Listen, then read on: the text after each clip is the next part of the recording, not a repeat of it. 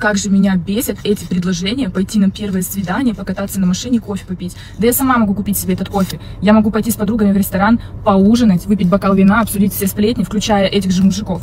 Я просто не понимаю, что должно случиться со мной, чтобы я потратила пару часов своего времени на то, чтобы помыться, накраситься, придумать наряд, выйти, чтобы посидеть в машине, попить кофе и еще слушать неинтересные истории о его жизни. Для начала, я думаю, она права. Все-таки таких особ вообще не стоит никуда звать. Вы только представьте, для нее сходить в душ, надеть платье – это целое событие, то есть что-то должно произойти невероятного масштаба. А что потом, вот судя по ее словам, будете разговаривать о том, что у нее в корзине на Вайлдберрисе, по каким ресторанам она любит ходить и с какими подругами кого обсуждать. Ну, будем честны, сомнительные темы для первого свидания. Я не эксперт, но, по-моему, налицо потребительское отношение, то есть кофе я могу себе купить сама, значит, ты мне не нужен. То, что я не могу себе купить сама, добро пожаловать.